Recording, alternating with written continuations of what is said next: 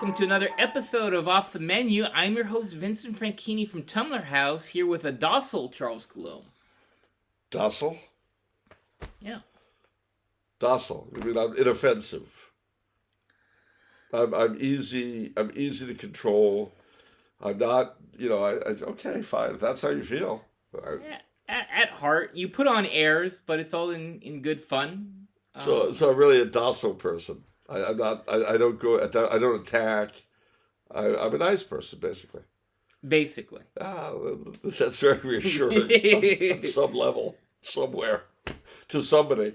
No, thank you very much. On behalf of those of us who are docile, I just want to express my complete submission to everything.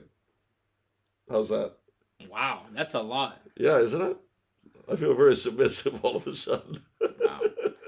I don't know why. I just feel very submissive now. Okay, great. I'll do whatever I'm told. Wow, that's what? What are you going to say? I mean, I guess that's great for me, right? Yeah, I think so. Well, not necessarily. You know what we say about malicious compliance? No, what do we say about malicious compliance? Oh, yes, master. Anything you ask for, you'll have it. It builds suspicion in the minds of those in charge. I mean, it's like the old story about the fellow who was shrieking at one of his employees. This was not taken from life at Tumbler House. And he says, "You're worthless. You're a moron. You're nothing. You're less than nothing." And the employee's response was, "So you're the boss of nothing." Yeah? How do you like that?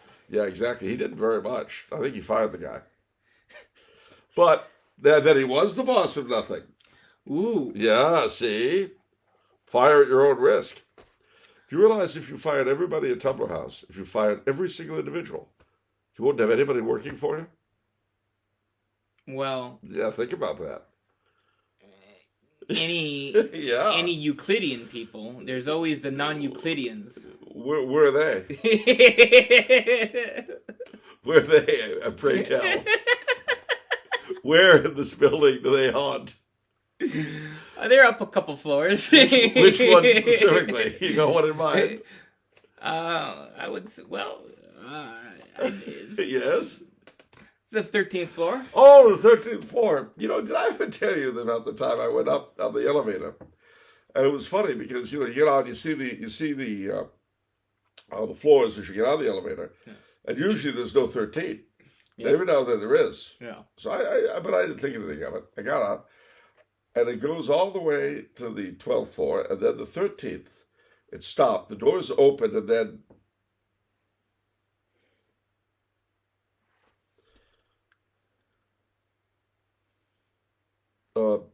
I'm sorry, what were we talking about again? Something about the 13th floor. Oh, the 13th floor, yeah. So this one time, I get on the elevator, right? Yeah. And we're going up, and I see 13. And, there's no 13th floor. But then it stops. The doors opened up, and then...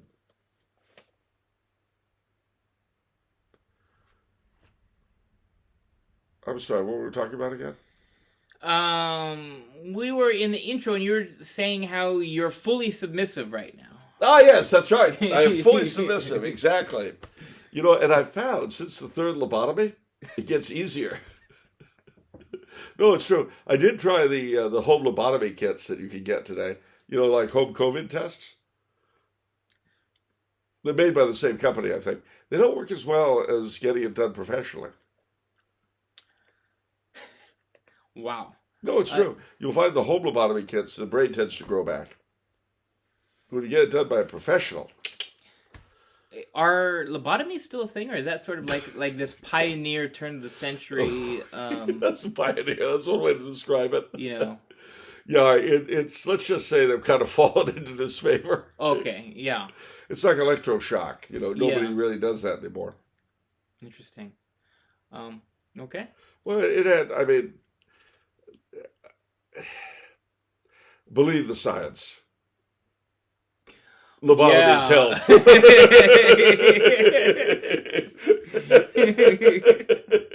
The lobotomists were the believe the science people of their day. Yeah. And it helped a lot of people. What? Huh? Yes, it's all right. That's right, Hugo. Now it's time to go to bed. Oh, bed? Food? Tomorrow we call it breakfast, Hugo. Okay. Breakfast. Okay, that's right, Hugo. Time for bedtime. They believed the science, and as always, they were right. Yeah, top that, you naysayers. You showed out. You showed us. I sure did. You know, the amount of anti-scientific bull that's roaming around today. I mean, it's like the people who denounce the Piltdown Man. You know, you have all of these enemies of scientific advancement. I thought the Piltdown Man was a fraud. See, this is what I'm talking about. Right there. This is exactly this is what I mean. It's people like you. I thought it was empirically proven to be wrong. You hear yourself? I hear Empirically myself. proven. Yeah, but see, they had a vested interest. They're probably creationists and flat earthers. I mean, how do we know? Were they able to repeat the results in the laboratory again? No. One sample of the Piltdown Man has, shall we say, verification issues, and they discredit the whole thing. Now, mind you, the fact that that was the only sample of the Piltdown Man doesn't mean that the thing was wrong. What it means is that the same anti-scientific bias that has dogged. I mean, it's like the people who attacked Galileo for teaching that the universe was square. Wow. I don't know that he taught that, but if he had, people would have attacked him. That's how things are. People are enemies of science today. Look at Dr. Fauci. Now, he made a good point. He said, if you attack me, you're attacking science. Is that what he said? He sure did. What? I don't want to talk about him. I don't want to talk about him. I don't want to talk about annoying broads. I'm going to take control. Wait. Hold on. I'll ask you one question as a submissive person. Are you ready? All right. Okay. Eleanor Clift, hot or annoying broad? Annoying broad. What? Look at that picture of Eleanor Clift and tell me that again with a straight face. Can't do it, can you? See? Ladies and gentlemen, you might not believe this, but we had so many tech issues today. I couldn't find the charger for my camcorder. My hard drive on my PC crashed. So we got my Apple laptop. We put it on a stack of books. And then Charles doesn't like looking at himself. So as a joke, I've got pictures of Eleanor Clift on the screen of the laptop. She's a hottie.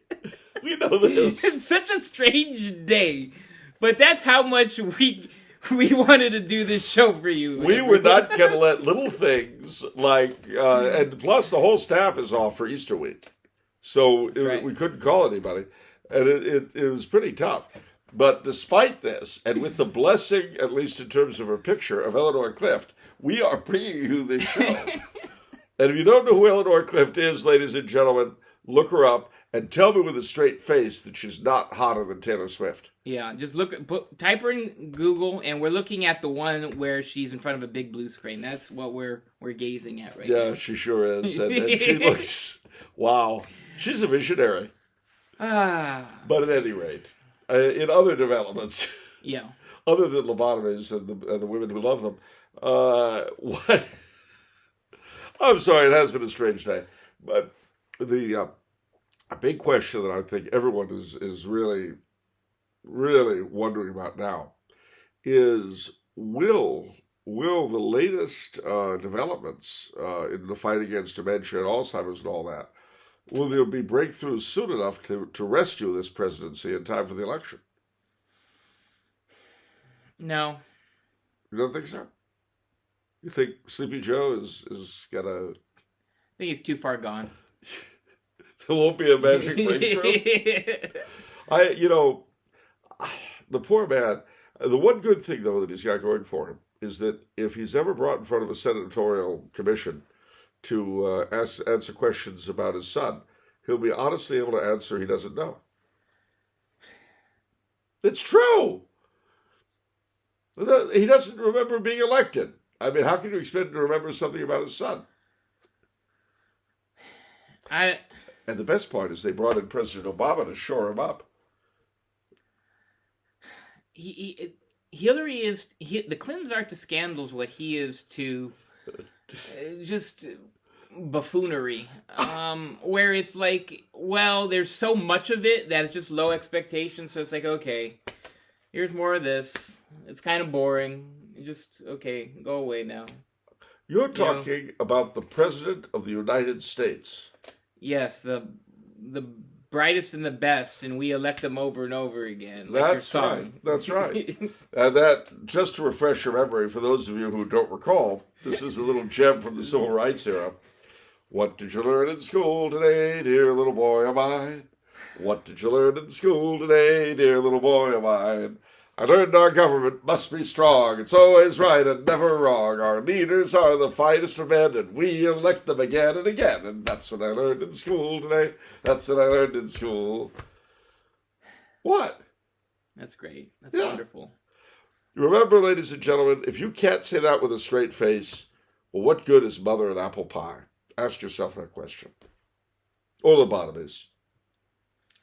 You know that song, just sort of like a childhood song.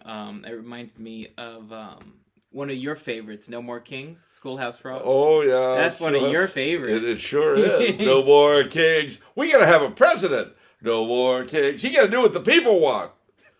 Yeah, it's exactly what it says. It is really one of the catchiest songs with the stupidest lyrics. I mean, the history, but it's so well done. Yeah. You know, it really is. It's a wonderful piece of animation. It starts out, splishing and a splash and flashing and a flopping over the horizon. What do I see? And then it's the Mayflower. And it comes, they build up the 13 colonies, but then the evil king wants to tax them. And they won't take it, so they throw him out. Yep. And, I really like Schoolhouse Rock, by the way. I feel like if it was still, I think it would actually help people. Education is in such a sorry state. My in-laws are a bunch of teachers, and, people are even struggling with, multiplication tables now. Huh? It's, wild. Just watch Schoolhouse Rock, and then listen to, 3 is a magic number, and you could just rattle them off. 3, 6, 9, 12, 15, 18, 21, 24, 27, 30. I think Schoolhouse Rock should be used as the basis of every high school curriculum in this country. Honestly, I think... Bear in mind, it was for elementary schools when they came out. Right. Wait, what did you say? I said it should be the basis of every high school. Oh, high school. Okay. Country. Well, I mean, then people would know something. Yeah. Now they teach them nothing. Yeah. Except critical race theory. Did you listen to all the Schoolhouse Rock ones, like the English ones, like Conjunction Junction? What's your function? What's your favorite? Well, apart from No More Kings. I'm Just a Bill. I loved that. I'm Just a Bill. And Conjunction Junction, what's your function? Yeah. Yeah, that was great. And also, there was one of the Constitution that was very good. Oh, the Bill of Rights. Yeah. I mean, they really, it was a well thought out series. Yeah. And it went across the whole spectrum of things that elementary kids knew in those days. Yeah. Or were supposed to know. Yeah. Fortunately, they don't have to know anything now. They can be as stupid as possible. And then one day, when they get through ownership mills like Harvard, then they can run the country and be even stupider than the morons that run it now. Whee! I'm looking forward to it. I'm looking forward to my supreme old age being, under President Camacho. Yeah. That's where we're headed. Idiocracy, ladies and gentlemen. The maker of that film said he had said it 500 years in the future. He didn't expect it to come true in 15. I showed the wife like strategic scenes of Idiocracy, and she enjoyed it highly. She I'll never bet. seen any. I'll bet. I mean, it's hard Rondo. not to. Yeah. And the thing is, today it has even more of a zip to it than it did when it came out. Yeah. Yeah, I think so. Everyone's stuff is emotional. Oh, golly, good times, good times. All right. So where are we going to take this? we Calendar? Yeah, calendar. We have no means of production today. Okay. Either nationalized or nationalized or squatted upon. So we'll have to settle for other things. Calendar. Well, tomorrow is Saturday, the 23rd of April, the feast of St. George. Yeah. St. George the Dragon. We talked a good deal about him on the pre-show, but I would just add what I said there, that we actually know a lot more about St. George than people think we know. Really? Yeah. I would recommend a book called George the Saint with Three Faces. Maybe it's Four Faces, one or the other, three or four. It's probably the best book out of I've seen, but there are a lot of... We actually, as I say, know more about him than we did. Interestingly enough, there was an apparition of him in the Lebanese Civil War in 1977, approved by the Melkite Diocese of Baalbek, where the Christians were fighting the Muslims. He appeared and the Muslims ran away. Just next to the end of the Middle Ages. Wow. You don't hear about that very often. No. No. But, no, good St. George of the Dragon. He, the great symbol of knighthood and chivalry. And a saint well worth praying to and being devout to these days.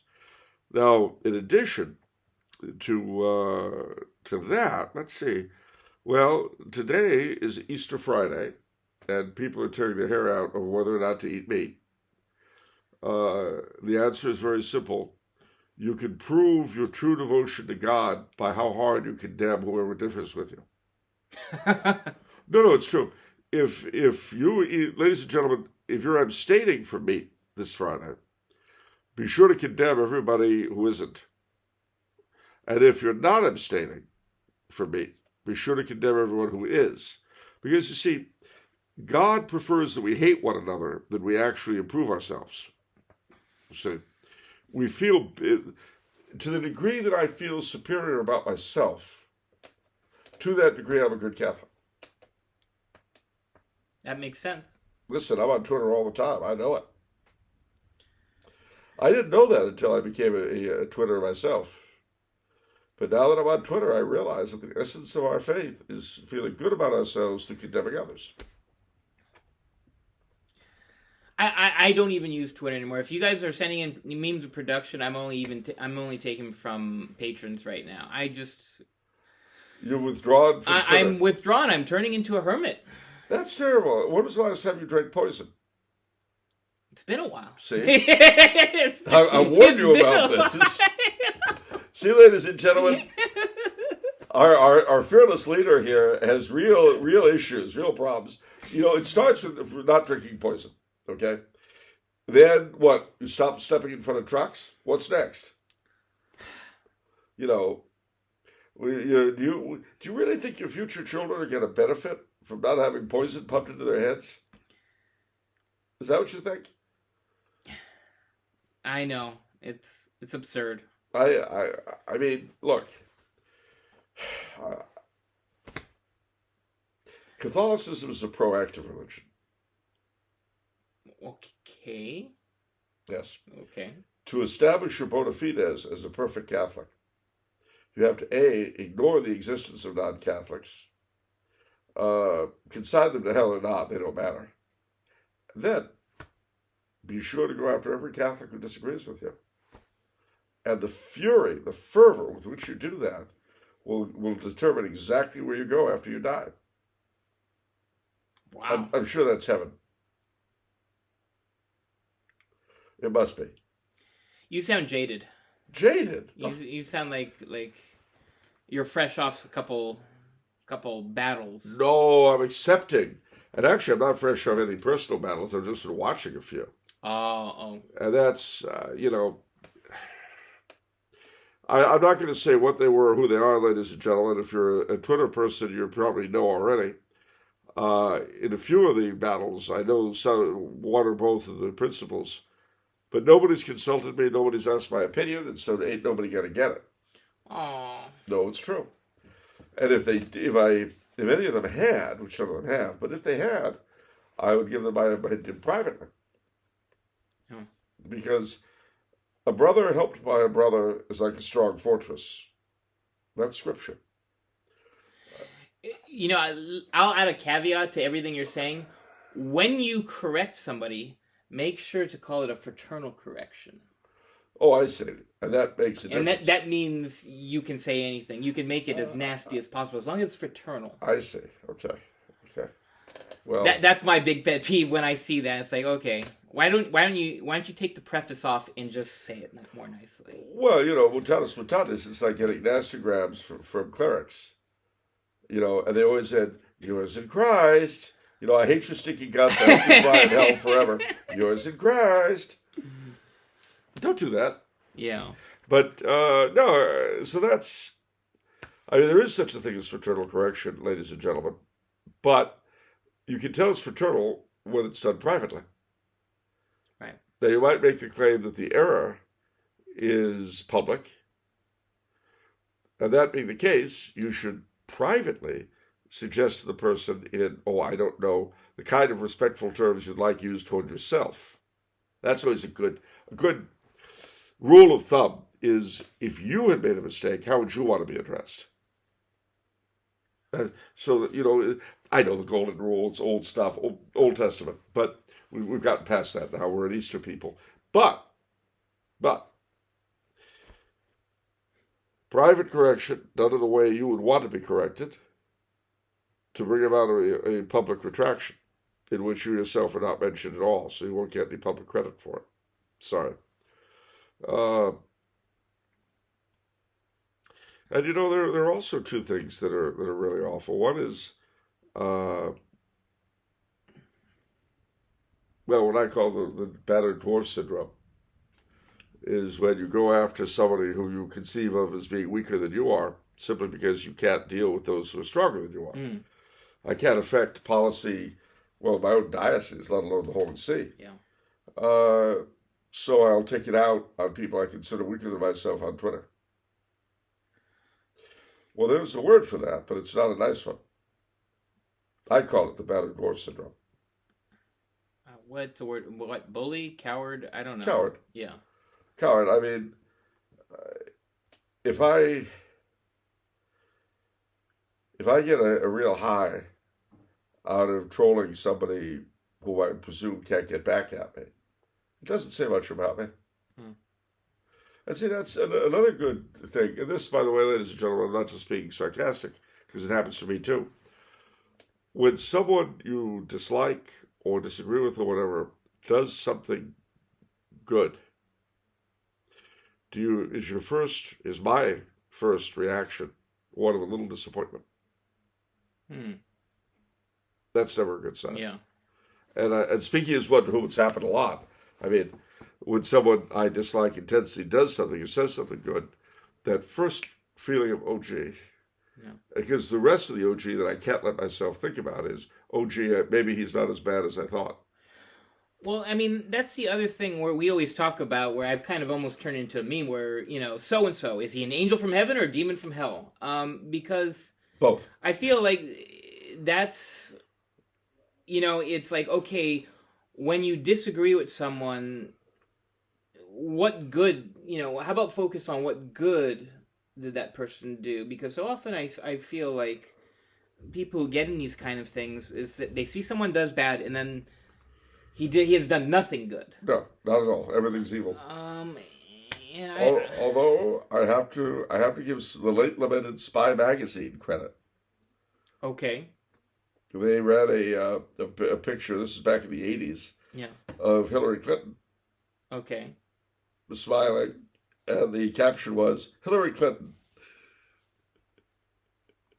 mud wrestling she-devil or defender of the hearth. You be the judge. In the 80s? Yeah. Wow, they were ahead of their time. Oh, Spy was great. Wow. Well, they talked about Trump constantly. Whew. Okay. Well, it was a fun magazine. I missed it very much. But yeah, just to put a bow on it, the one person who really I felt like hit the nail on the head was Fulton Sheen. I think it was his book Way to Inner Peace. And he says, your attitude toward people, like, it's sort of like going to a recital and watching someone play the piano in the recital and they miss one note. And so do you harp on that one note that they missed, or do you also acknowledge the 99.9%? You harp on the one note. And you point out that even though you yourself can't even play the piano, you're really offended. How can they do this to your ear? The whole night was wasted. I'll never get those 3 hours back. That's what you do. That's what any good Catholic would do. You harp on that note. Yeah. See, remember, any lack of perfection in others is a sign of their evil. Truly. Whereas any lack of perfection in myself is, by definition, not true. No, and he's quite right. Also, St. Francis de Sales talks a lot about this. Oh, yeah? Yeah, he's in, is it Introduction to a Devout Life? That's a big one. He goes on and on and on about how you should judge yourself harshly and be lenient toward others. What you just said actually triggers perhaps the greatest lesson in humility, not surprisingly, from Saint Vincent Ferrer. No, actually, do you have a particular connection with Saint Vincent Ferrer? Named after him. Oh, yeah, okay. But he said, when you sin, you have to say to yourself that any person, given the amount of graces that you've been given, would do better. Conversely, when you see someone else sin, you say, that person is really impoverished with grace, didn't get a lot, really struggling. See, so that sort of changes the script in your mind, where it's, I feel like that's a good practice of charity. Yeah, but all that's just saints and stuff. It's not important people on Twitter. But it is useful, right? Because we are all dependent on God's grace. We are, and we should always, A, be grateful for it, and B, understand that not everybody gets the same amounts for reasons, again, like everything else with the divine providence or beyond our understanding. And then again, there's what your great-uncle Giovanni's, conciliare is such a terrible word. We don't really say that anymore. Basically a counselor. Attorney. Yeah. He was an attorney. I remember, like it was yesterday, is one of his great lines, which was, and I quote, "None of my boys ever burned." All right. I mean, they never did. Yeah. So what I'm saying is, if you can't get the same lessons in humility that I don't want to say a mob lawyer, that would be unkind, but that a legal professional can come up with, then, why do we bother? All right. So let's move along, ladies and gentlemen. Nothing to see here. Move along. Move along. Nothing to see here now. but officer, there are 10 bodies like, no. The lads are just sleeping it off. Now move along. But there's blood all over them. The place is in shambles. Well, it's the weekend after Easter. They were having a good time. Now move along. You've all got homes to go to. All right. Are you ready for the state of the week? Oh my gosh, hysteria or confusion, which is what's your state? That's a good one. Just curious. I mean, I'm ready to do either one of those. All right, fine. Give me your state. All right. Actually, I didn't even. Someone in comments said, "Is it just the host's random whim? Is that how he's picking it?" Yeah. Yeah. Yeah, that is pretty much. That boy, the boss, he's here. I didn't go along with it. I'm what you call docile. Let's go with Montana. Oh, Montana. Yeah. Well, big sky country. Yeah. Oh, man, oh, man, oh, man. That is a state I have driven across many times. Really? I've always wanted to. It's beautiful. It's the historic places. Well, firstly, the most important town or city in all of Montana is near Missoula. It's called Frenchtown. Oh, okay. And it's the most important because it was settled by French Canadians. Of course. What? Who's telling the story? Okay, go on. I'm just saying. Yeah, okay, it's the most important because it's settled by the French. Yes. And they're the best. Yes, there you go. You're catching on. Yeah. All right, fine. Now, nearby is Missoula, which has a university. Now, I'm a little bit... I believe it's Missoula that has a beautiful Jesuit church done by a disciple of Father... 19th century... Oh, I'm going to kill myself in the morning. 19th century Jesuit missionary Desmet, Father Desmet. Oh, yeah, the book on him, yeah. Yeah. Father Desmet, he founded a whole bunch of churches amongst the Indians of Montana.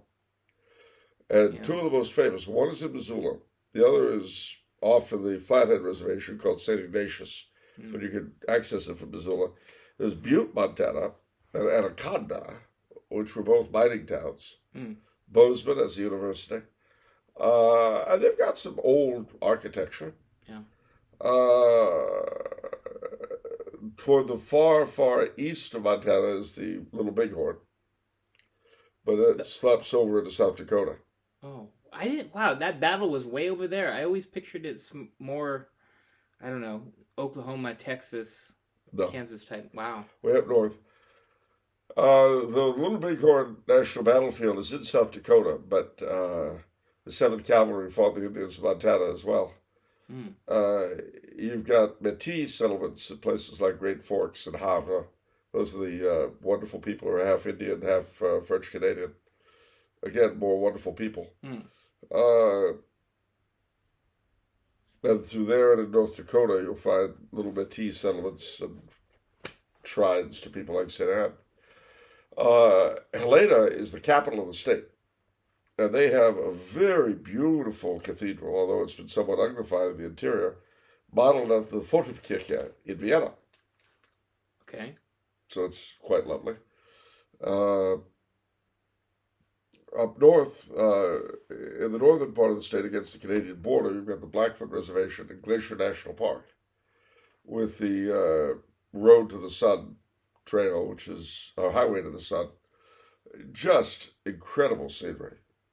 And you've got several national park lodges scattered around the park that you can stay in, or if you can't afford to stay in them, you can eat in them. But they're beautiful, rustic architecture. But Montana is not a thickly populated state, so there's a lot of hunting and fishing and stuff like that. Yeah, one of my favorite movies took place there, based off the book. It's the River Runs Through It. Oh, yeah. That was from Missoula, Montana. Yes, it was indeed. Tales of the Fall is a movie that... Legends of the Fall. Legends of the Fall, that's it. Yeah. That is a movie, I sat through it once, and I still don't know what it's about. I think that's Wyoming. Wherever it is, it's you know, the trailer and all that, when it came out, said, a broad, sprawling tale of one family. And I tell you, there was the Wild West, there's World War I, it's like somebody just threw everything into a pile. Okay, impromptu question. What's your favorite Brad Pitt movie?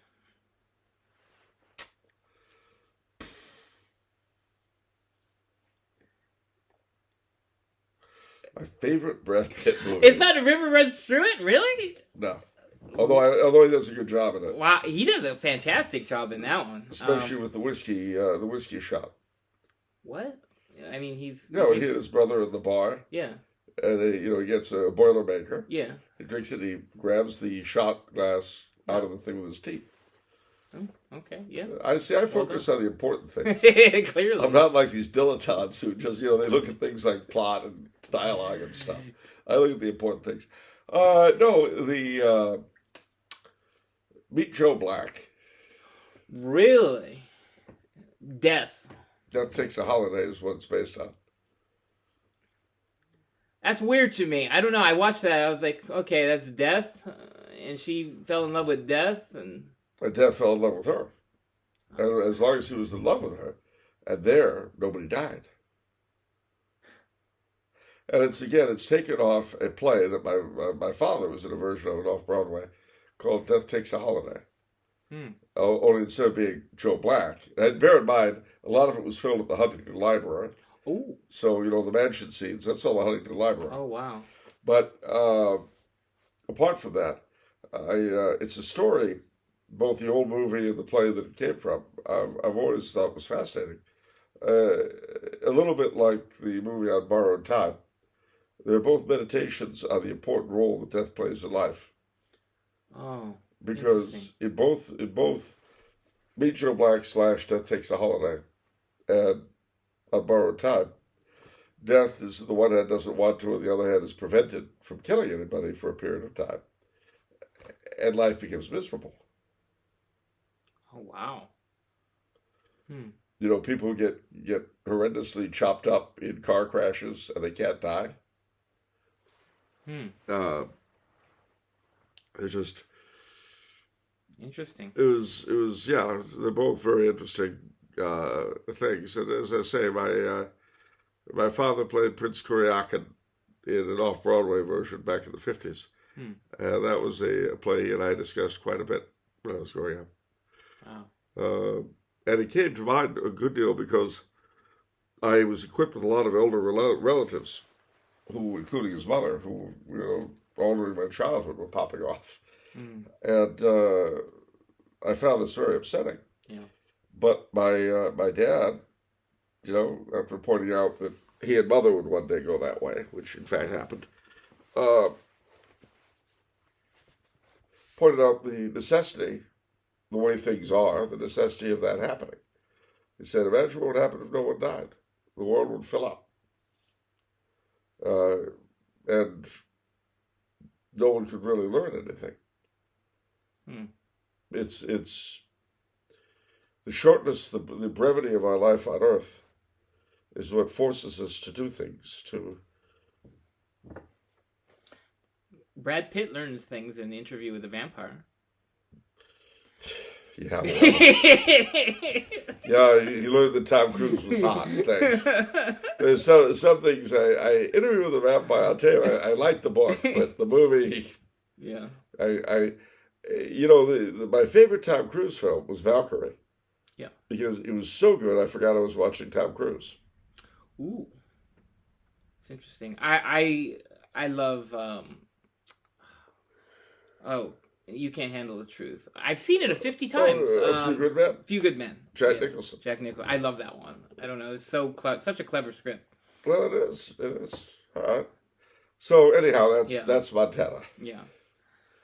All right. This Interview with the Vampire was not set in Montana. Yeah, why is that? Oh, I don't know. I think a Montana vampire would probably die of starvation. I think it started in Louisiana. You got a lot of shenanigans down in Louisiana. You do indeed. Those French people. Wait. Lestat? That's a French name, right? Yes, it is. They are French. Sad. But the Italians are big in New Orleans. Yeah, when was the last time you heard of an Italian vampire, huh? You don't really get those. Silvio Berlusconi. What? Berlusconi? Isn't that some sort of artist? Didn't he do some... Didn't he? He was the Prime Minister of Italy. Berlusconi? Okay, Berlusconi. I guess it's a popular name. Berlusconi? Berlusconi. He was the Prime Minister of Italy. Okay, so you're calling him a vampire? That's not very respectful. What? That a politician should be a vampire? No, I guess it's not. It's like being a prostitute and being a politician. Oh, will you stop? Why are you preaching? Why are you preaching disobedience toward our owners? I'm not doing that at all. You're pulling them into disrespect. I don't think you treat them with the seriousness with which they wish to be treated. Well, that's too bad for them. They need to adjust their expectations. Oh, all right. You solved that question. Let's move along. Nothing to see here, ladies and gentlemen. Move along. The key to being happy in this life, low expectations. Oh, in that case, I must be very, very joyful. All right, questions time. First question from Nick. Okay. It says, "Hello, Vincent and Charles. I'm a recent convert to the faith and Welcome. lifelong resident of Louisiana. You are lucky. Having grown up in Lafayette and now living in New Orleans. First, I wanted to thank Charles, Vincent, and all the staff at Tumbler House for helping me to keep my sense of humor and avoid being too black-pilled. Hear, hear. As I have moved toward the traditional side of the faith. I've heard Charles talk about the history of the Acadians and about New Orleans before, but I would like to ask if he has any favorite memories, stories, traditions, and places related to Catholicism or otherwise in Acadiana and New Orleans. Has he visited St. Patrick's in downtown New Orleans before? Any plans to return to Louisiana in the near future? What should a Catholic living in these areas make sure to do and see?" Oh, boy, that's a huge, huge question. Yeah.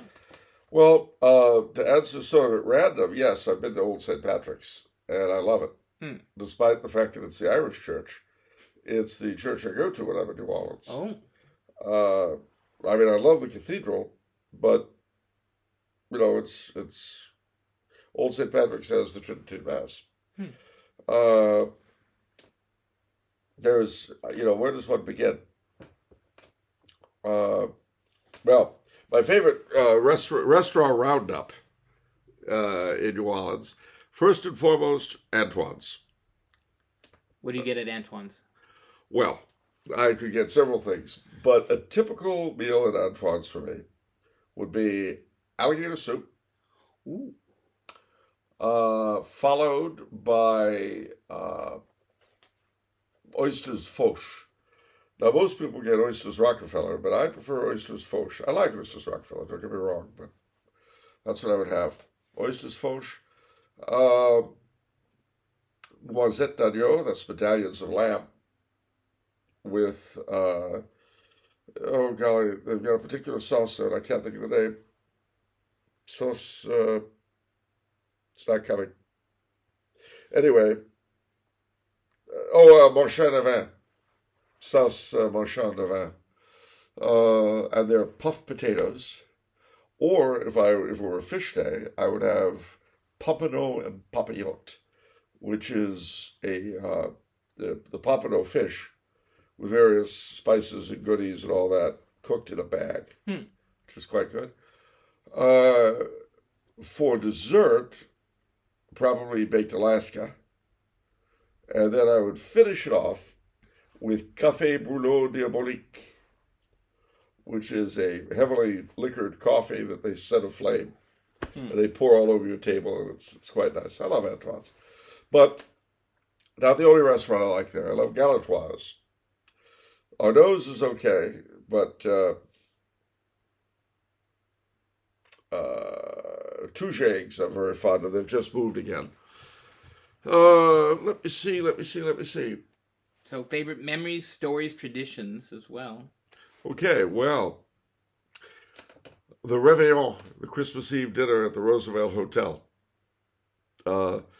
One time, as I say, I usually go to Old St. Patrick's, but when I've been there for Christmas, I always go to the cathedral for midnight mass. And then I would go to the Roosevelt Hotel for their Réveillon, their Christmas Eve dinner.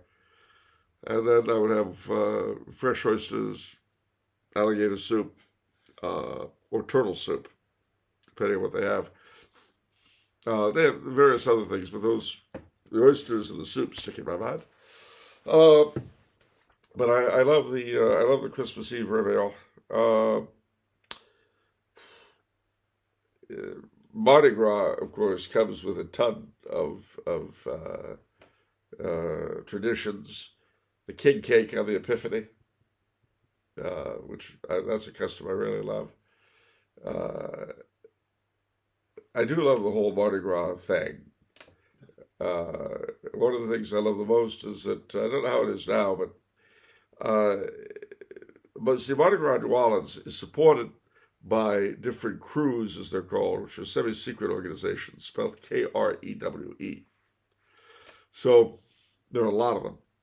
But the oldest, the most aristocratic, is the Krewe of Comus, Comus. The second is the Krewe of Rex. But the king, every Krewe has a king. Mm. Now the king of Rex is actually the king of Mardi Gras. And on Lundi Gras, he arrives by boat at Gallier Hall, which was the old city hall. And the mayor of the city, when I was a kid, always in morning coat.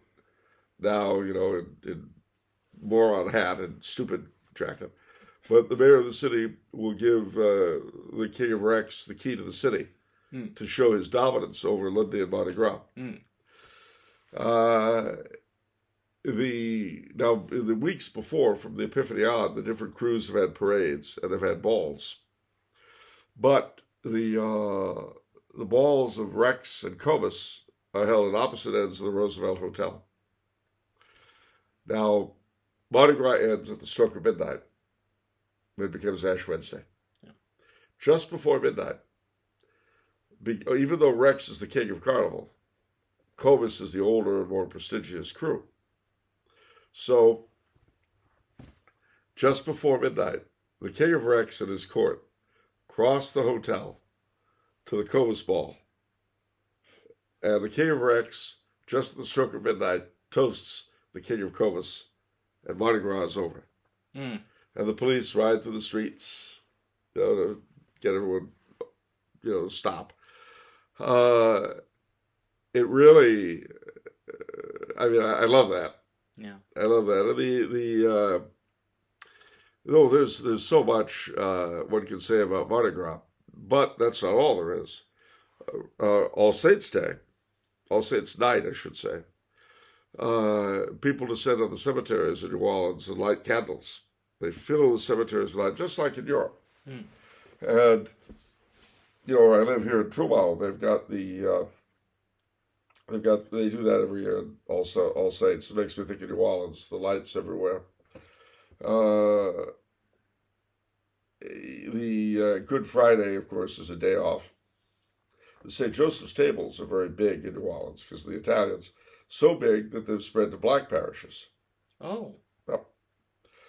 And of course, black Catholics are very plentiful in New Orleans and Louisiana. Hmm.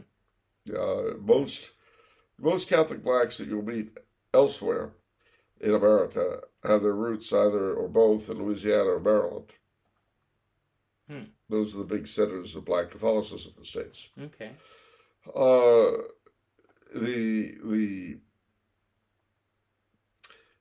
The word Creole is a very interesting one because it's used in all sorts of ways.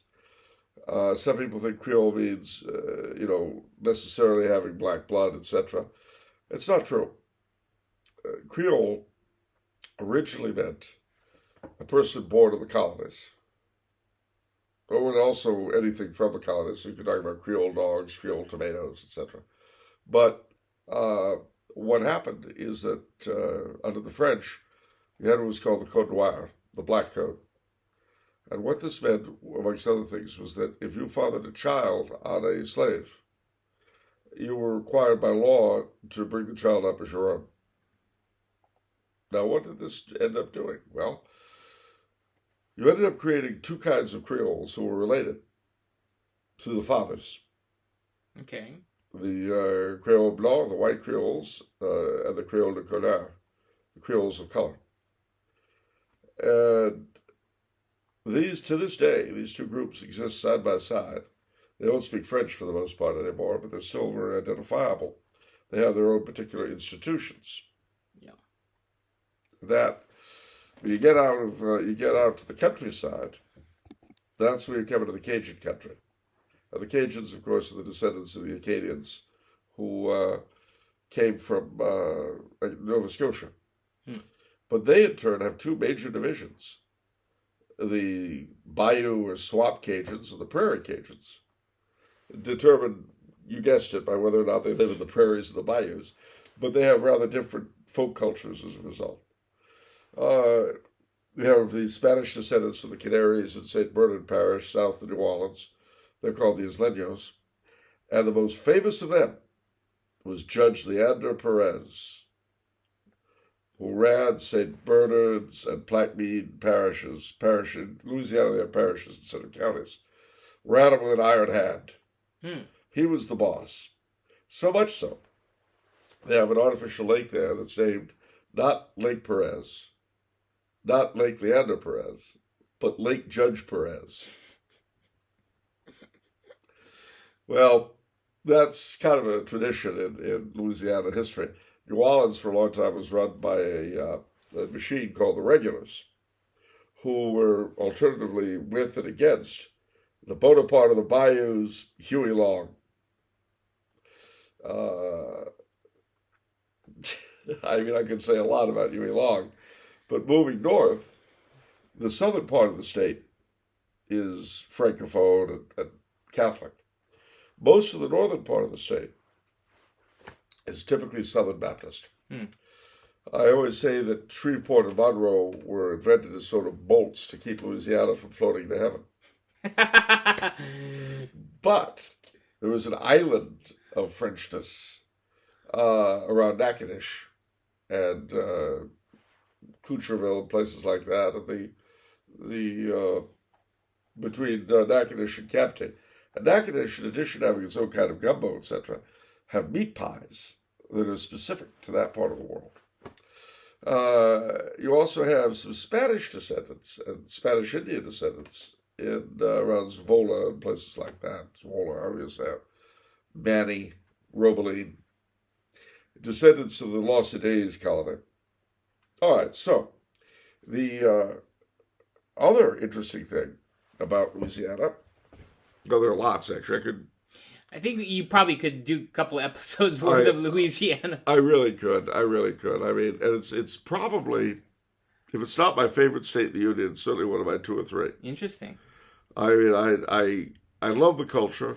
The only thing that would keep me from living there is the climate, because the summers are brutal, and they're very humid. Sure. You know, so when you got a nose like mine, you. Yeah. But having said all that, it's as far as places Catholics should see, in addition to the churches of New Orleans, places like St. Alphonsus and the chapel of Our Lady of Prompt Succor, out in I would say that if I were outside of New Orleans, my favorite town, I love Lafayette, I love Oklahoma, Morgan City, even, which most people think is a dump. I like Morgan City, so there. But my favorite town has got to be St. Martinville. Really? Why? Well, the reason is that St. Martinville, firstly, it's where the Emmeline Labiche, who was the character upon whom Longfellow based Evangeline, she lived there. She came there from Nova Scotia. But in 1785, they built the Church of St. Martin de Tours that's there now, and Louis XVI set a church bell, which is there today, although he was no longer king of Louisiana. After the French Revolution, a bunch of French nobility and royalists went to St. Martinville. And their French is to this day very distinctive, very 18th century, very, I love listening to them speak. Yeah. And the black francophones in St. Martinville have the same dialect. I love listening to the Saint Martinvillois speaking French. All right, we need to get a move on. Friday night in the Tower. Tower closes. You know, I mean, we're not done. We're spending the night. Yeah, we got to move along. And you know what that means. And they are so rigid about this that you'll be on the elevator, right? Try to get down to the bottom floor. But if you're too late, suddenly it shifts off. Oh, that's it. You're too late. Bye-bye. And everything shuts down and you're stuck overnight. It's never happened to me, but it's happened to several of my friends. Uh, so yeah, they're pretty rigid about that here. All right, well, let's get a move on. Yeah. All right. Question from Mason, who says, "As for weird foods and memes of production, I wonder if Charles has any strong opinions on the apparent Alabama food of fried oysters. I'd never had them until I visited the state this past winter. Alabama has some chain, I think it starts with a W, that serves them, and they are a niche, weird, but interesting food." Well, they are. I like fried oysters. I like oysters Foch. I like oysters Rockefeller. I like oysters on the half shell. So I like oysters. You know, they're good. What can I tell you? Okay. How do they compare to like fried clams? It's more substantial or bigger? Can't picture that. It depends on the kind of oyster. I mean, they taste different. That's all I can tell you. I love seafood, but I've always been intimidated by oysters, particularly on the half shell. What do oysters on the half shell taste like? Pretty slimy? No. You know what we'll do? What will we do? Sometime soon, I will take you out and we will have oysters on the half shell. Okay. And I shouldn't be scared? No. Why? Because they're delicious. Okay. They're not, what, are they going to beat you up? I don't know. I love attack seafood, you? but for some reason, just the whole methodology, it seems like just slurping it up, it seems like it's just slimy and gross. And It the may fact look that it's that from way. a shell. It may look that way, but it doesn't taste that way. Really? Yeah. Okay. All right. I went through this with all my nephews. I went through it with Oxel. I went through it with a lot of people. And they all said the same thing. Oh, wow. Really? Oh, interesting. All right. So, Charles says to you, Charles, "Happy Latari Sunday, gentlemen." A little late, but okay. Yeah, well, that's how it is. The world may be going up in flames all around us, but surely that is no reason not to tackle some fun questions. Number 1. What are the 5 of the oldest continuously occupied buildings in the world? Charles? I don't know. Let me see. The Tupper House Tower. Okay. Anything with non-Euclidean geometry obviously predates civilization. Well, I would suppose one of them would be one of the pueblos in New Mexico. Taos or somewhere like that. In the world? Yeah. A pueblo? Yeah. Okay. I guess probably. I mean, is there actually some historical? I mean, are there historical sites that stated as much? Yeah. Oh, really? Oh. I'm pulling this out of what's left of my memory. I'm not just guessing. Oh, okay. Although my memory is vague. I presume somewhere in China. The Issei Temple in Japan is an interesting place because it gets rebuilt every 20 years, but it's been rebuilt since 800 or something. That's a hard call. I'm a little surprised that you're going all over the map and not centering on Mesopotamia. Is there a reason for that? Is it just because war has battered everything down? Yeah, there might be something. There might be something there that I don't know about easily enough. But there have been so many wars and conflicts that it's hard for me to imagine anything that's been continuously inhabited. Yeah. Interesting. Not like my first apartment that looked like it had been continuously inhabited since, it had the plumbing to match. Right. What are 5 of the oldest continuously inhabited cities in the world? Ooh. Like Damascus or something? Yeah, like Jericho, Damascus.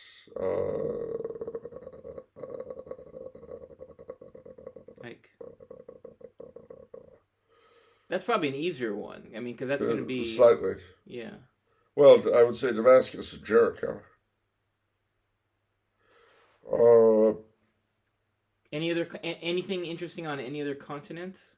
Or no, not really? I don't know. Maybe Cuzco, Peru? Interesting. I'm guessing at this point. Yeah. I don't know. It's hard. It's a good question. I can't answer it properly. What is the oldest surviving building in the United States? Where do you... Probably something in St. Augustine, Florida. Interesting. Interesting. It's probably... I guess that makes sense. All right. He says, number 4. Has Charles ever visited any of these places? And if so, what were his impressions? Well, I've been to St. Augustine, Florida. Okay. I really enjoyed it.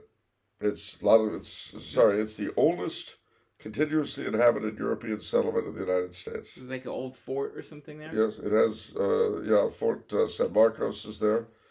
And outside of town is Fort Matanzas. But also they have a lot of old Spanish buildings. They have the old government house, the Cathedral of St. Augustine, the Nombre de Dios Mission. I like St. Augustine very much. All right. Right. Another question from Mason, who says, one final question for Charles that he should enjoy. What are his thoughts on the radio/TV show Gunsmoke? I am 19 and was introduced to it by my grandfather when I was a lot younger, as he has it on tapes that he would play in the car. I know Charles has discussed parts of the show before, but I'd be interested to hear him talk about it. Can a show of the sort of Gunsmoke be remade today? What would Charles change about it? And does the use of a lawman help teach ethics? Well, we're not today. All the characters would be Chinese. Why? Well, it's set in the Old West. So, I don't understand. All right. Today, when we are casting a show, we make it a point of filling it with people who couldn't possibly have been there at the time. Like a black character in a series on Vikings. I thought they were doing things, working on the railroad and stuff. Well, yeah, you might have a few of them, but this be all Chinese. Oh, okay. Yeah. No whites, no blacks, no Indians. True Grit had one. No, Mr. Cogburn was slept in it. You have one in Bonanza. But I'm saying it would be all Chinese. The Chinese settlement? Yeah. Okay. It would be set in a Chinese settlement down the railroad, and there'd be no characters except Chinese. Okay, excellent. Instead of a sheriff, you'd have a tog boss. And you have tog wars.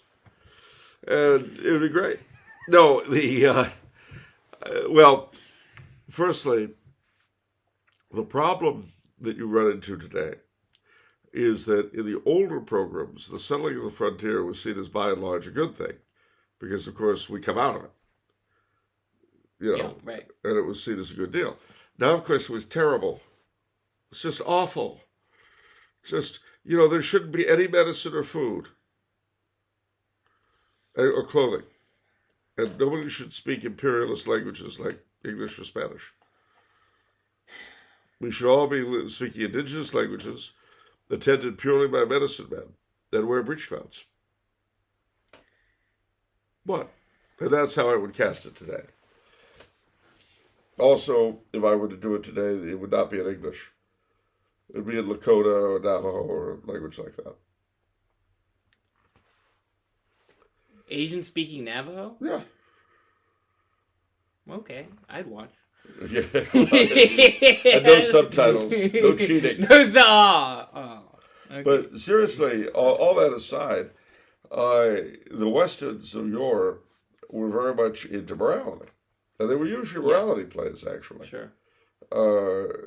Sheriff Dillon, although he had, certain relatively small issues, he was by and large a straight shooter and a good guy. And the good guys wore white hats, the bad guys wore black hats. Yeah. Now, the Old West wasn't really like that because no place in creation is really like that. Yeah. But it was a good way of teaching morality. I mean, you think of Gunsmoke did that constantly. It was a typical genre. And so you couldn't do it today, basically. You'd have to have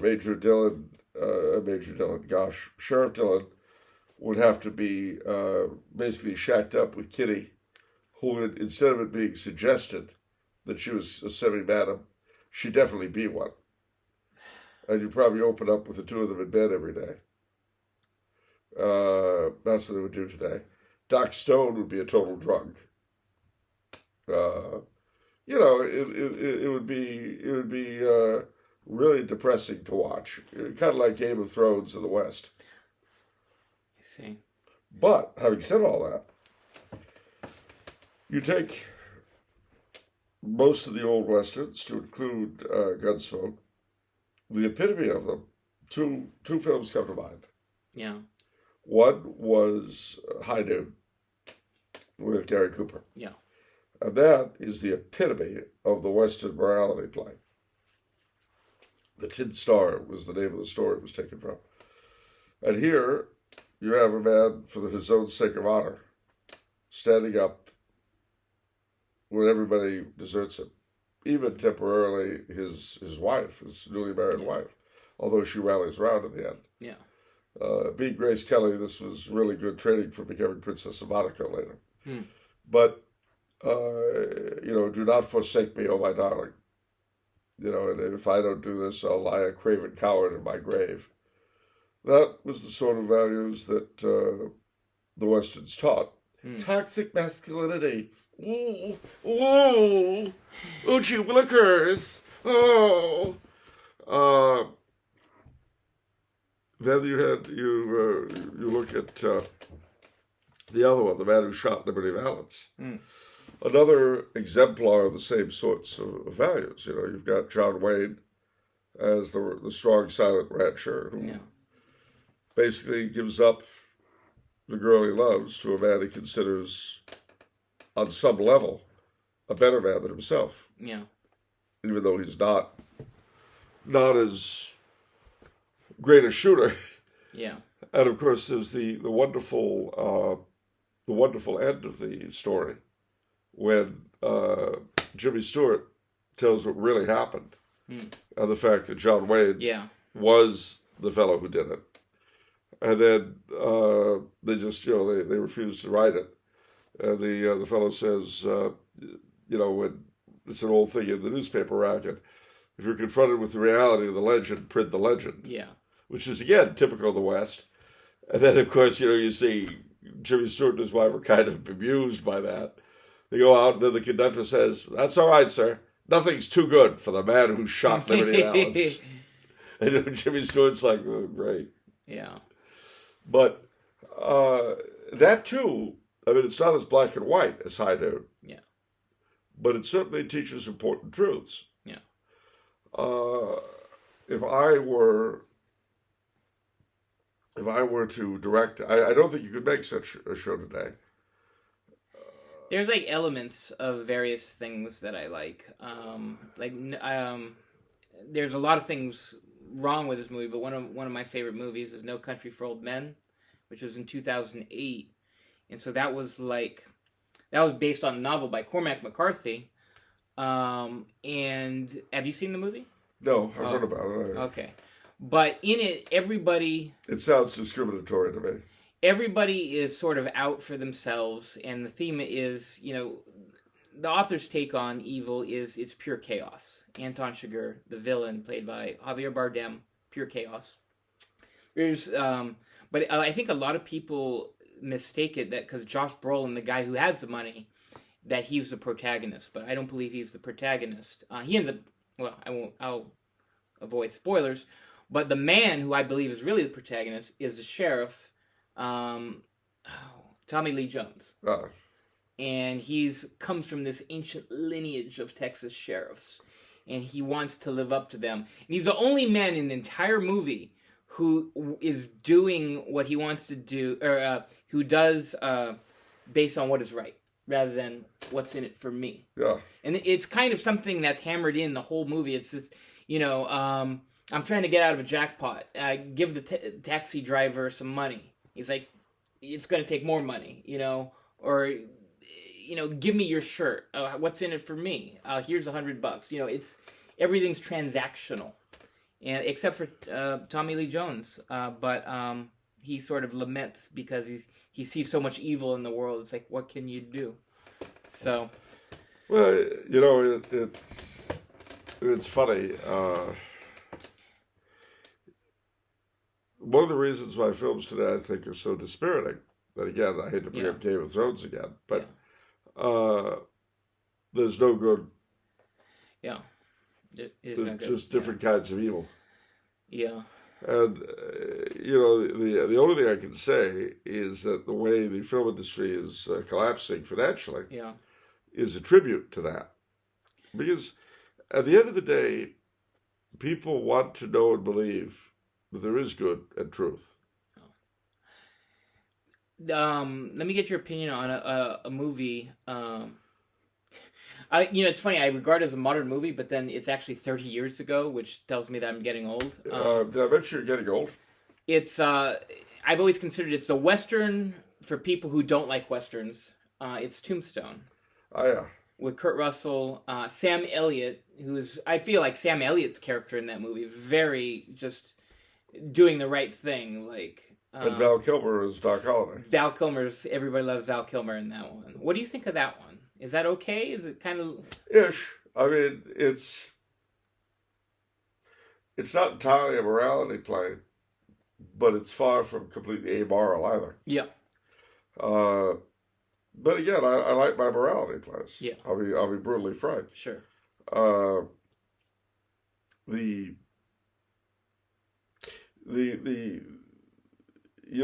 was, one of my favorite pictures is They Might Be Giants. Right. And in that, the mad Judge Playfair, who thinks he's Sherlock Holmes, is reflecting on the Western, and why they're good. Yeah. Because the Westerns of that time, he said, because good and evil are clearly defined, and good always wins. Yeah. And he says, it's too bad it's not like that in reality. Okay, well, let's get another one. Let's take your temperature on Shane. I'm going to tell you something terrible. I've never seen it. I've never seen Shane. You heard it here, ladies and gentlemen. It's true. I'm actually surprised because I felt like that would be one of your type of movies. All I can remember is the kid shrieking, Shane! Yeah. So I can't help you with that. Okay. I thought Alan Ladd's... it'd be interesting to hear your take on Alan Ladd's character on that movie. Well, it's a funny thing. You also, you speak of Alan Ladd. Yeah. There's a lot of, you might say, transition between the Western and film noir. Interesting. Because it's the same thing. Okay. Film noir, its classic state. Yeah. It's not just the atmosphere. Yeah. Inevitably, there's one character, usually the detective. Yeah. Who's looking for truth and justice and all that, completely surrounded by evil and, low down, no good, awful peoples. Yeah. But he's nevertheless still pushing for truth and beauty and all the rest of it. And that, Alan Ladd did that not just in Westerns, but in films like This Gun for Hire and The Blue Dahlia and so forth.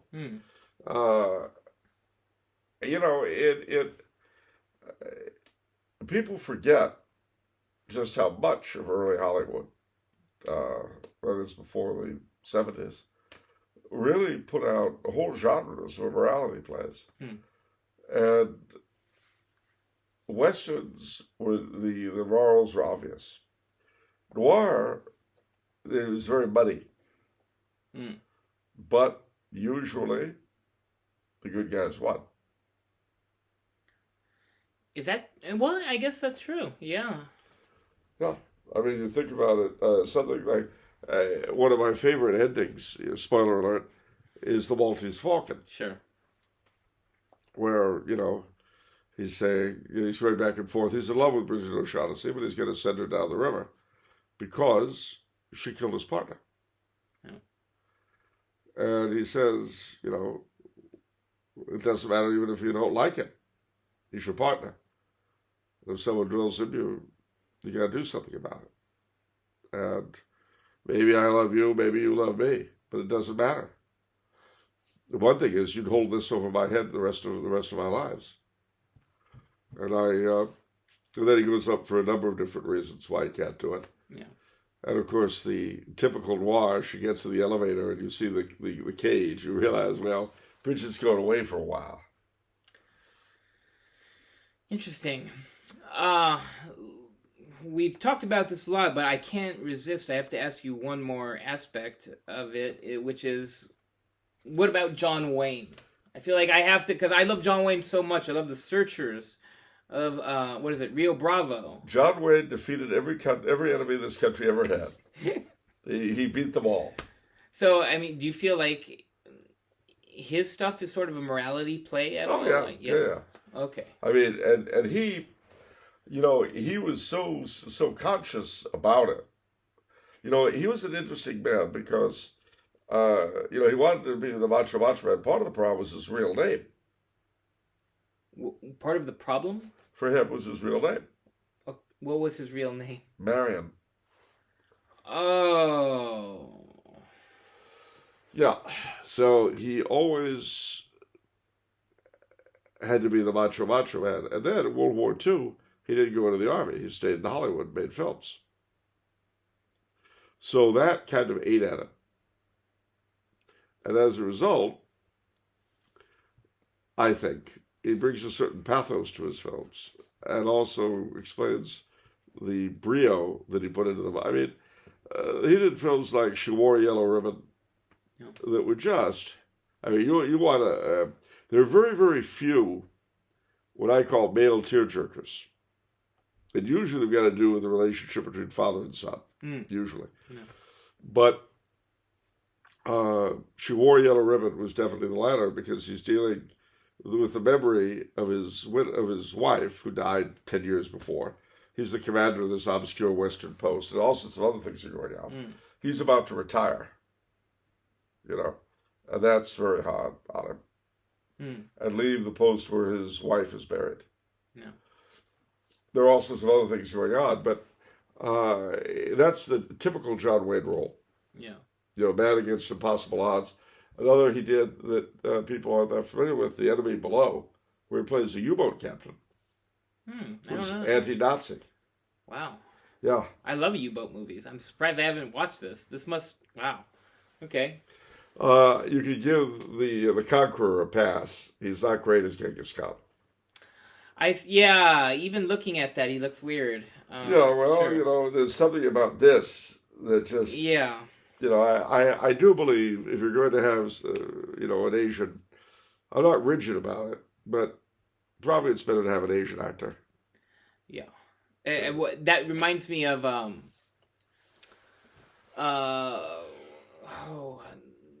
the Lawrence of Arabia. They've got Anthony Quinn as... Yeah, I know. And of course, what really I think is ridiculous, they're doing a remake of Driving Miss Daisy. Oh, okay. Danny DeVito in the Morgan Freeman role. Really? No, that's not. What? Why can't Danny DeVito play a black chauffeur in the 1950s? What? Okay. No, it's like Bridgerton. I mean, why not break down all the barriers? I'm predicting your favorite John Wayne movie is The Quiet Man. That would be a fair guess. Yeah? Yeah, that'd be a fair guess. Yeah. And The Quiet Man, it's funny. The Irish are very divided on it. Some of them hate it as, kind of the way the Austrians hate Sound of Music. But others just utterly love it. Yeah. And now I had a now deceased friend, Mr. Buckley, who had been in it as a boy. Yeah. He was one of the extras, and you couldn't say anything against the Quiet Man. Mr. Buckley, he loved it. Yeah.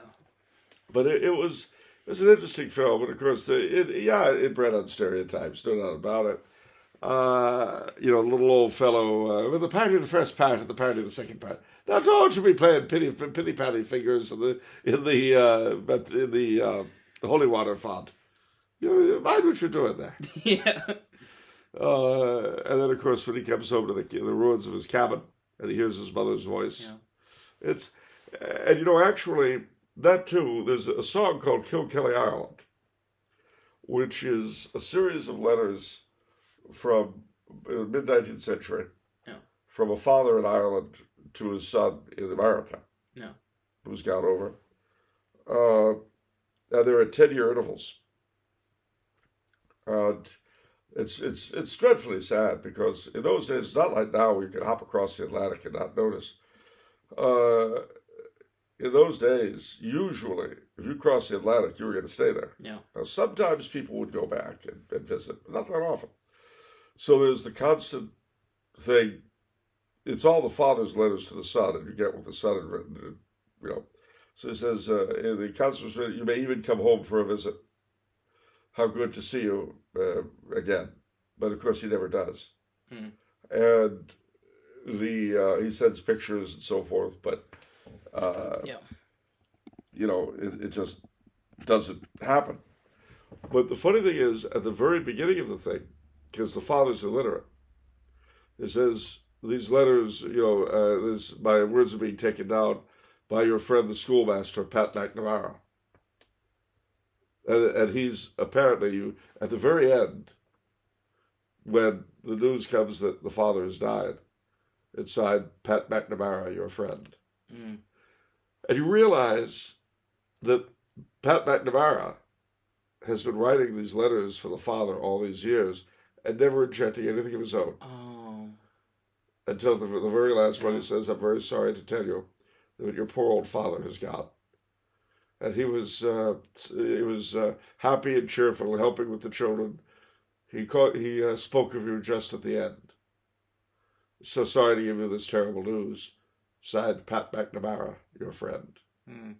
Well, that's what coming to America meant for all of our ancestors. Separated from everything they knew. And this is what drives me crazy when I hear the woke people with their little rear ends, talking like this in their faces where they're sitting. All of the folk that came to this continent, and the slaves were brought here involuntarily, but to come to America was a life sentence. Mm. And it meant you would never see your people again. You would never see your home again. You had to make something entirely new and different in this great country of ours. And that's something great and horrible. And living in Europe these past few years, visiting several of my ancestral homes, it really hit me, But see, there's also the fact that my ancestry spread out over all of Europe, which is also very American. I like to joke with my European friends that we Americans are the most European of all because we're so mixed. I mean, you look at yourself. Yeah. Italian, Magyar, Slovak. And the Italian is Neapolitan and Barese. That's opposite ends of the kingdom of the two Sicilies. I mean, in the normal way of life, none of your people have ever met. It just couldn't have happened. Yeah. But it did. So this is why when I hear these critical race theory people and these wokes, I want to smack them around. There's an interesting curse of sorts, an insult in various parts of the world that Stephen King uses in his Gunslinger series. But it's a wonderful phrase, and it comes to mind when I think of these people. You have forgotten the face of your father. Ooh. That they have forgotten the face of their fathers. Wow. And all I can say is I'm glad their fathers aren't around to see the whelps they've become.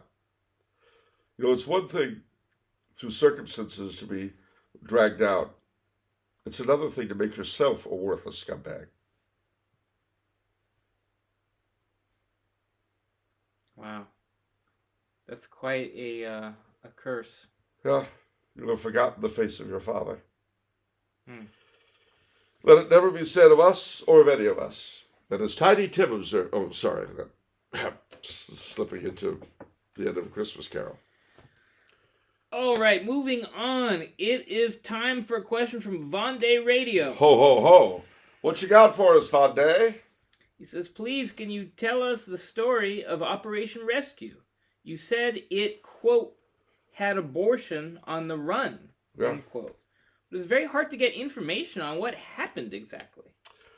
Well, my good friend Rich Count Guido wrote a history of Operation Rescue, or was in the process of writing one, I forget which. Anyway,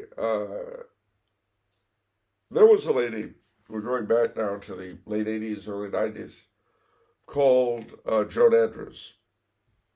And she was the sort of Joan of Arc of the Operation Rescue movement.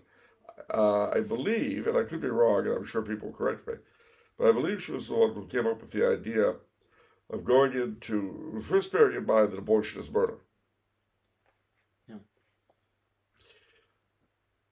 And she developed the technique of going into an abortion mill and basically blocking entrance with herself. And then upon being arrested, refusing to give her name,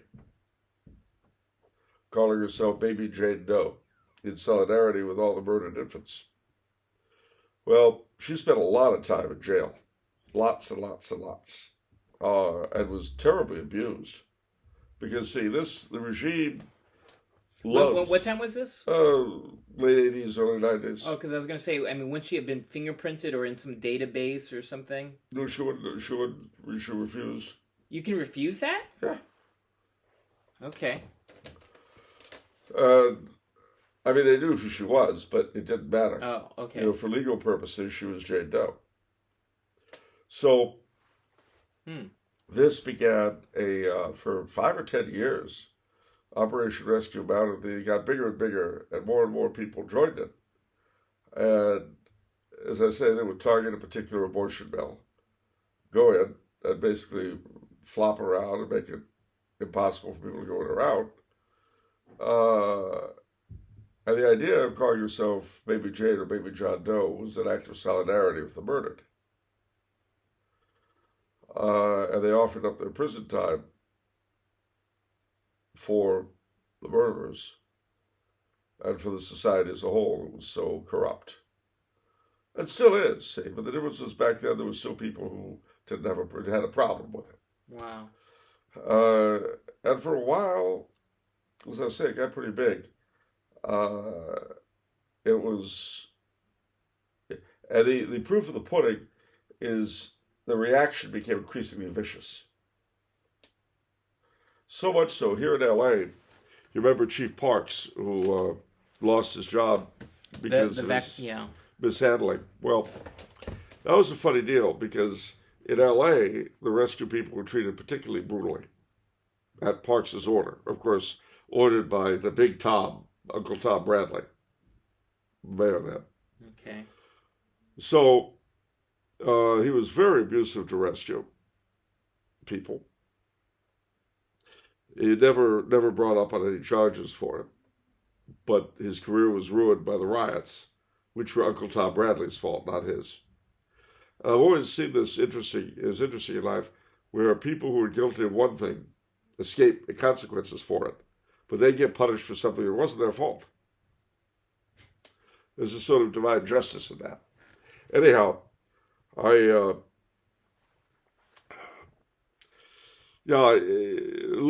up. I mean, there's a ton of stuff, actually. Look up Operation Rescue and Wanderer, because the Wanderer carried this stuff. Isn't that interesting that such an effective thing is nowhere to be found? Well, no, because they're afraid that people start doing it again. See, the scumbag filth that owed us are scumbag filth. But, like, not even on Wikipedia. I don't know if it's on Wikipedia, I don't know. but you'd... Let's see. I would assume it has to be on Wikipedia, right? Yeah. I would think. Wikipedia is source of all truth. Let's find out. Operation Rescue. Wikipedia.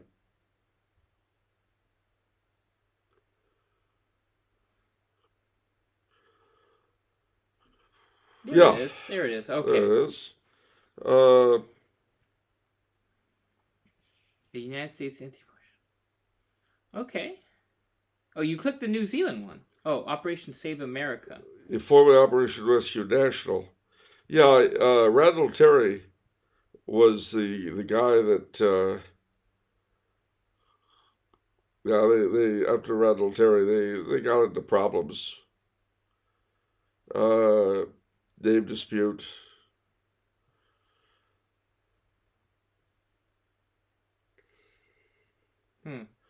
Let me see. Now they're pretty much a Protestant organization now, but back in the day, it was heavily Catholic. Let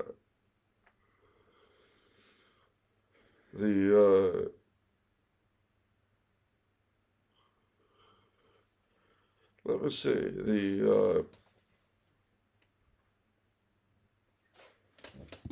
Just curious.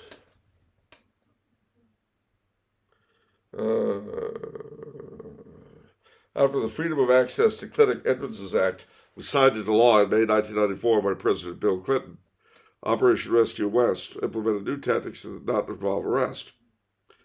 Wow. So they forced the law. Yeah. Wow. Oh, believe me, the ownership were very upset. See, you got to understand that abortion is key to the self-understanding of the modern leadership class. You got to bear in mind that if human life is not essentially sacred, then we're cattle. And you can see why that's a very convenient thing for the ownership. So, all I can tell our masters is Sieg Heil, baby. But look up Joan Andrews, Vande, Joan Andrews, and look up Operation Rescue and Wanderer, because that newspaper carried a lot of their stuff. Also look up Operation Rescue Richard Cowden Guido, COWDEN-GUIDO, because he's written a lot about it. All right. A final question for this episode. From Jonathan, Big Money Man Jonathan, top floor executive. You bet. Safe from whatever lurks on the 13th floor. Would Charles explain the importance of the life of King Baldwin IV? The Leper King. Oh, a leper king. Yeah, leper, not leopard. Leper. Yeah. Well, he was probably the bravest and greatest of the kings of Jerusalem after the first generation. Oh. He fought hard to keep the Holy Land safe for the faith. And he died. Had he succeeded in what he was trying to do, the kingdom of Jerusalem might have lasted a lot longer. But see, the problem with the kingdom of Jerusalem was that it was dependent on continual support from Western Europe. And unfortunately, the Western European countries began to pursue national interests and civil wars and things like that. Guelphs and Ghibellines and all this kind of thing. So, no, he was a tremendous hero. What age did he die? Oh, he was young. I forget. Maybe 29, 32, something like that. But he was young. What was his plan, did you say? I thought you said if his plan was enacted? Well, yeah. I mean, he worked and fought to secure the boundaries of the kingdom of Jerusalem. But it was... Oh, I see. He didn't succeed. I see. That's sad. Okay. I forget if the Battle of Hattin had happened at his time. But if it did, that was, of course, the beginning of the end for the kingdom of Jerusalem. Well, all of that having been said, next week will be we're approaching Mercy Sunday tomorrow, Low Sunday. Right. Next week will be what was called in the old days, what was it this week? White Sunday. The Sunday where they put away their white gowns. I forget. It was this week or next. It was a Good Shepherd Sunday. I've got to check out. I'm confused and tired. That's okay. But, that's, one of the great things in the British House of Commons, for your total random knowledge. If an MP is drunk, they never refer to him as drunk. You know what they call it? What? Emotional and tired. I remember that. Isn't that great? I love that. Yeah, emotional and tired. It's a little bit like, what's-the-face, Archbishop Weekland of Milwaukee, when the LA Slimes was going out about him, because they loved him.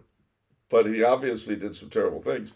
So they praised him as a prelate who had attempted to bring his church's sexual teachings into the 21st century, but fell victim to his own moral complexity. And when I read that, I thought, the next time I go to confession, I'm going to say, "Bless me, Father, for I've been morally complex."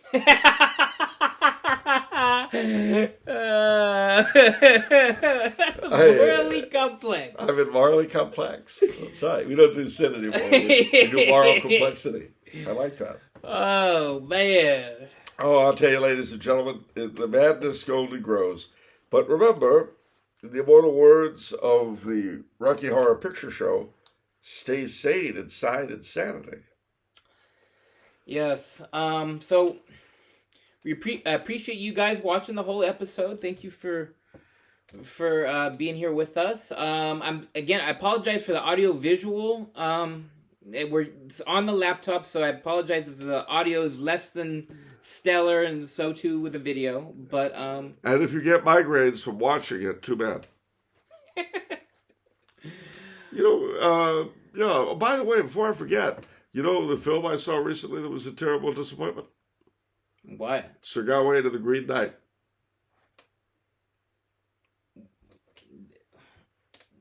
There was no movie on Sir Gawain and the Green Knight. Yes, there was. Are you serious? Yes, and it's very bad. Who in this day and age would... Okay, I don't even want to ask. I don't even want to know. I don't... Well, the thing that annoyed me the most was that, if they had just stuck to the bloody story... Yeah. It's great. Yeah. But they had to be creative. Is that a major motion picture? Yeah, it was. Just put out this year? Or last summer, I think. Whatever. I don't know how bankrupt these wokesters have to be before they decide. Maybe they're just going to write it out all the way, right? Maybe it's going to be like modernist churches where it's like you're just going to write it out all the way. Ride the horse till she drops. Yeah. Maybe. Did you hear the latest? No. They're doing a Frankenstein and Dracula picture. Okay. They get married. Oh, no. No. No, don't be silly. It's Dracula the werewolf. No, I tell you, ladies and gentlemen, you gotta laugh or you'll cry. But there's one thing you can be assured of. You know what that is? If it's Monday, it's off the menu. And the soul you save may be your own. See you next time, guys. God bless you all. Be good.